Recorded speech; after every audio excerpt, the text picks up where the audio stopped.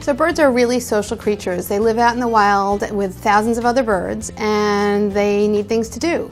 When they're in our homes, they're often bored, and we really need to give them things to chew on, to tear apart, to rip apart. Remember, they're building nests outside, and we're not giving them that opportunity to do that inside. So we need to give them things to build with.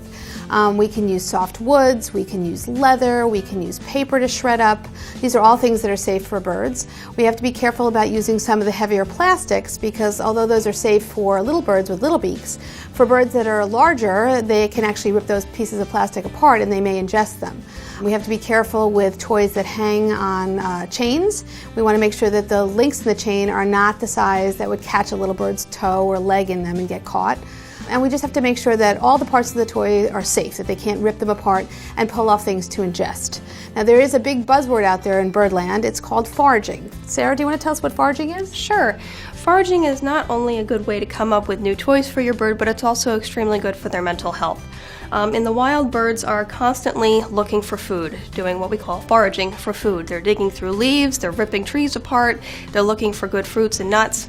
And when we bring them into our home, we put some food in a bowl, and we expect them to be happy with that. And unfortunately, they're so smart, they get bored. So a good way to do some foraging with your bird is you can even use stuff from home. You can use paper bags and hide their favorite foods in it. You can tear some little holes just to get them started. They love to rip it up. Paper towel rolls, anything paper-based, cardboard is safe. You do want to be careful with plastics and metals and other things like that. We don't want them to ingest anything toxic. But they also even sell specially made foraging bird toys that are a little more complicated and involve a little more brain power on the bird's part, and it's good for birds that start to get a little past the cardboard box phase, right, and are even bored with that. Right.